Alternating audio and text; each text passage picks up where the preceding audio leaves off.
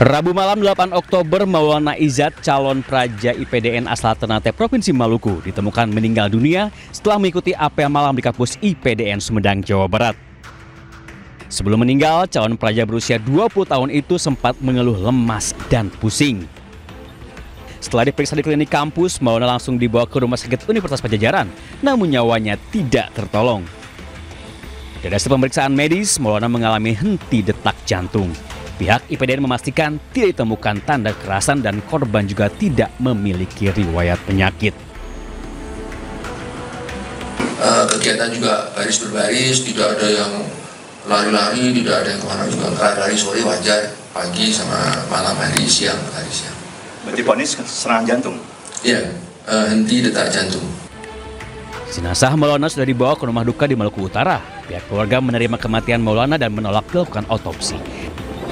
Dari Sumedang, Jawa Barat, Beben iNews melaporkan. Terima kasih Anda masih di iNews Malam bersama saya Camar Haenda. Pasca kebakaran yang melanda pemukiman padat di kawasan Pengadegan, Pancoran, Jakarta Selatan, sejumlah warga berusaha mengumpulkan barang yang masih bisa diselamatkan. Kebakaran terjadi kemarin sore dan menghanguskan puluhan bangunan, termasuk lapak dan kontrakan petak.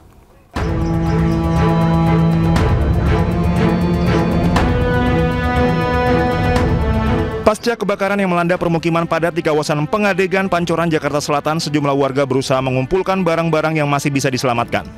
Namun tidak sedikit warga yang kehilangan seluruh harta benda mereka karena seluruh tempat tinggalnya sudah rata dengan tanah. Sebanyak 450 jiwa dari 120 kepala keluarga kehilangan tempat tinggal akibat kebakaran tersebut. Posko pengungsian didirikan BPBD DKI Jakarta di salah satu lahan kosong di sebelah kantor Camat Pancoran.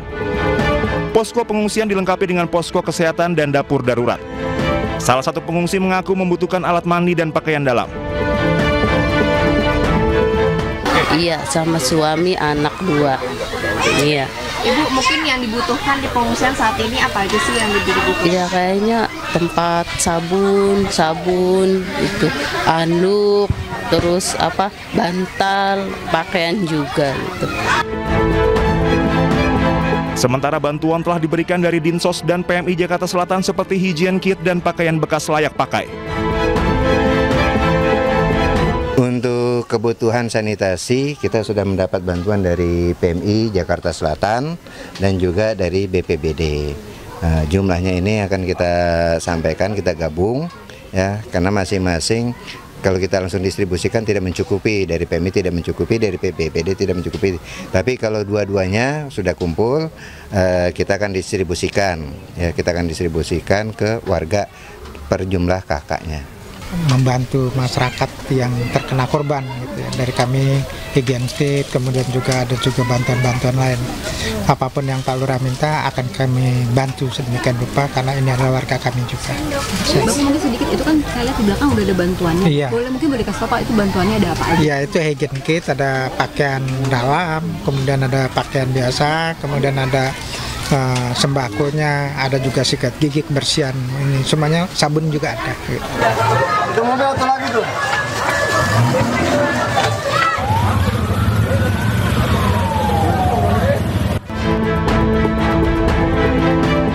Sebelumnya kebakaran melanda kawasan padat penduduk di Jalan Pengadegan Timur, Pancoran, Jakarta Selatan, Jumat sore.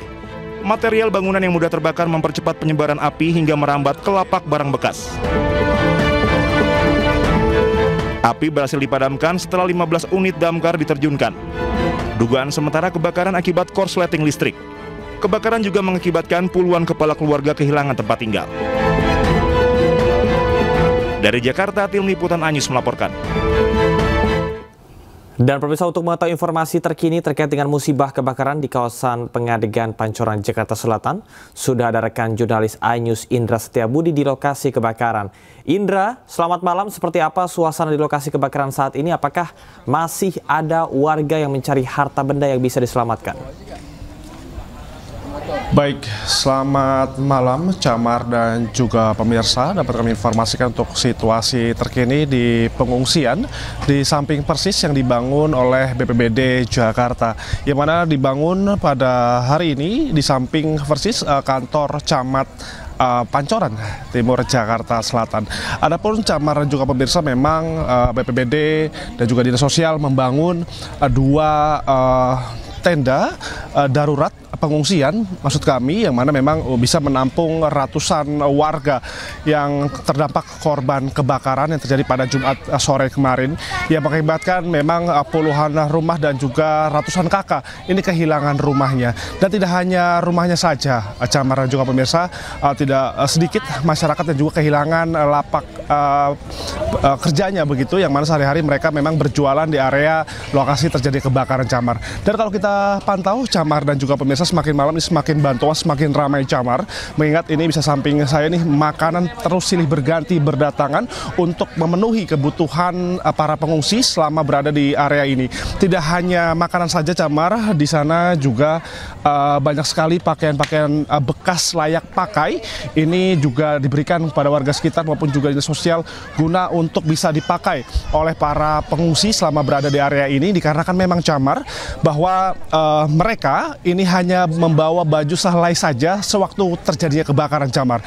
Dan tidak hanya fasilitas ini saja Camar, di sini juga ada posko kesehatan maupun juga posko dapur darurat ataupun dapur umum yang bisa dinikmati masyarakat selama berada di sini. Dan memang BPBD dan juga Dinas Sosial ini juga memberikan juga kipas angin untuk pada waktu siang hari dan malam hari tidak berasa panas Camar. Dan kalau kita terkait fasilitas juga sih Camar, ini ada dua MCK dan juga air bersih. Dan kalau kita bahas untuk terkait makanan, ini sudah terpenuhi sekali Camar, dan mereka hanya mengeluhkan kurangnya pakaian dalam saja Camar, dan juga perlengkapan mandi dan juga kurangnya MCK, dikarenakan memang di tempat saya melaporkan ini menampung sebanyak 115 kakak dengan total 300 jiwa Camar, sehingga mereka berharap pemerintah dapat memperhatikan para pengungsi untuk lebih baik ke depannya. Demikian, kembali ke Anda Camar. Baik, terima kasih rekan Indra Setiabudi atas laporannya. Tetap berhati-hati dan juga selamat bertugas kembali.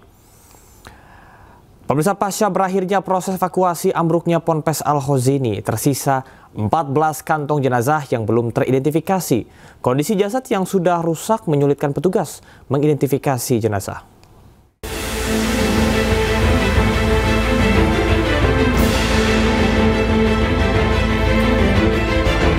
Saat ini tersisa 14 kantong jenazah korban ambruknya musola Ponpes Al-Khozini, Buturan Sidoarjo yang belum teridentifikasi. Kondisi jenazah yang sudah rusak memasuki fase yang lebih rumit untuk tim DVI, di mana metode identifikasi bergeser dari gigitan medis ke analisa DNA yang menyebabkan hasil identifikasi tidak bisa keluar secepat sebelumnya. Hingga saat ini dari 67 kantong jenazah, 50 korban berhasil diidentifikasi. Sementara yang dilaporkan hilang sebenarnya 63 orang, sehingga tim DVI masih menunggu pemeriksaan lebih lanjut untuk memastikan apakah ada identitas baru dari body part yang ditemukan. Karena memang yang berhasil diidentifikasi itu kan awal-awalnya yang bagus-bagus gitu sampelnya gitu. Nah sekarang yang tersisa ini adalah sampel yang sudah kurang bagus. Kurang bagus itu dalam arti mungkin pengambilannya waktu itu memang jenazahnya sudah dalam posisi tidak banyak mengandung DNA gitu. Nah, untuk pemeriksaannya itu membutuhkan proses lebih panjang. Kalau jumlah DNA yang bisa terdeteksi itu sedikit, prosesnya menjadi lebih panjang. Seperti saya kemarin cerita itu kan lebih panjang kalau sampelnya tidak bagus. Nah, sementara terkait proses hukum masih terus berjalan.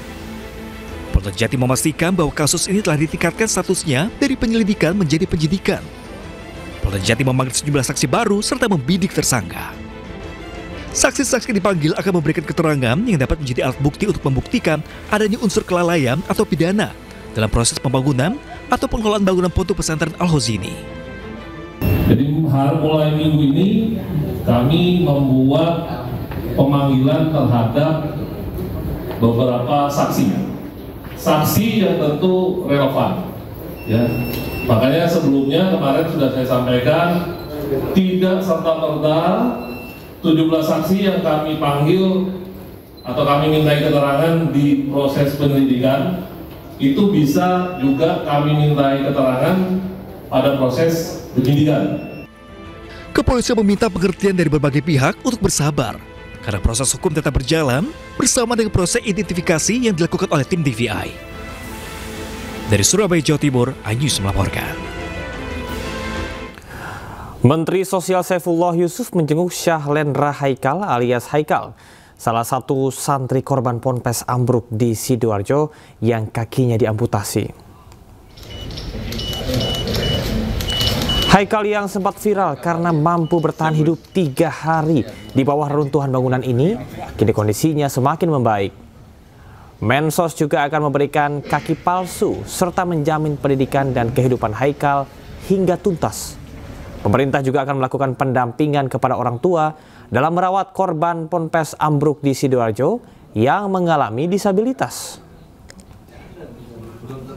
Gubernur menyiapkan, Bupati juga menyiapkan, ya. Ada kursi roda dan juga alat-alat bantu lain yang dibutuhkan. Itu sepenuhnya dibantu itu. Insya Allah sepenuhnya dibantu. Nanti kalau setelah lukanya sembuh, artinya udah bisa dinyatakan untuk pulang, nanti akan diukur sesuai kebutuhannya. Nanti akan diukur sesuai kebutuhannya. Jadi alat-alat bantu tidak hanya kaki palsu, nanti ada juga misalnya kursi roda atau apa krek, itu semuanya akan dibantu. Pemerhati anak Seto Mulyadi hadir di posko DVI Rumah Sakit Bayangkara Polda Jatim, memberikan semangat kepada keluarga korban yang menanti proses identifikasi. Kak Seto datang untuk memberikan dukungan moral kepada keluarga korban robohnya bangunan Pondok Pesantren Al-Khozini di Sidoarjo, Jawa Timur, yang menanti hasil proses identifikasi di tenda keluarga. Kak Seto juga mengapresiasi kinerja seluruh petugas penyelamat dan tim yang mendampingi keluarga korban pasca insiden tersebut. Kak Seto juga berencana menghadap Menteri Agama untuk membahas masalah perizinan IMB dan keamanan pondok pesantren. Baginya, perlindungan anak adalah kunci untuk perubahan sistemik demi keamanan pesantren di seluruh Indonesia.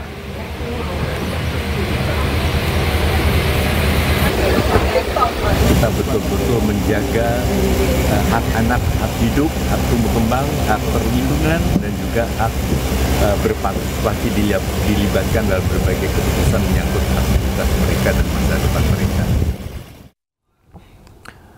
Menko Polhukam periode 2019-2024, Mahfud MD menyebut ada unsur kelalaian dalam tragedi robohnya bangunan di Pondok Pesantren Al-Khozini Sidoarjo, Jawa Timur. Meski demikian, Mahfud berharap persoalan tersebut dapat diselesaikan dengan penuh kearifan. Agar ini nanti bisa diselesaikan dengan baik, tidak perlu saling menyalahkan. Tentu pilihannya penyelesaian hukum dan kearifan kita. Untuk ini kita tidak bisa menghalang-halangi proses penegakan hukum, tetapi saya mengajak kita untuk memahami tentang bagaimana pesantren itu dilihat dari sebuah tradisi dan kearifan. Ada yang menyesalkan bahwa peristiwa Al-Khozini itu karena pembangunan gedung yang 4 lantai serampangan, tidak pakai arsitek, tidak pakai bestek, besaran teknik dan sebagainya, itu mungkin iya dan harus itu dianggap sebagai kelalaian. Tetapi saya ingin mengingatkan kepada kita semua, sejarahnya pesantren itu memang sangat sederhana, bersifat gotong royong. Saya pernah hidup di pesantren, jadi kalau ada bangunan itu biasanya tidak sekali jadi, ya itu yang aslinya. Kita tidak tahu yang buduran itu, yang di Sidoarjo, tapi tidak sekali jadi. Biasanya kiai itu membangun itu bertahap. Tahun ini ada sumbangan 1 kamar, ya 1 kamar dibangun dulu. Lalu besok ada orang datang, saya mau nyumbang semen 50 sak, lalu ada nyumbang batu dan sebagainya, dibangun lagi gitu. Sehingga tidak mungkin kita mengharapkan ada gambar teknik yang utuh dari depan, karena itulah tradisi pesantren. Dan ini mungkin akan menjadi bahan memberi pertimbangan kearifan kepada kita bagaimana pengelolaan pesantren itu. Oleh sebab itu agak susah mengharapkan dari pesantren itu, terutama pesantren-pesantren salaf atau salafiyah gitu, itu yang kemudian ada IMB yang terkoordinasi dan teradministrasikan dengan baik, karena uangnya yang tidak menyatu itu. atau tidak satu paket.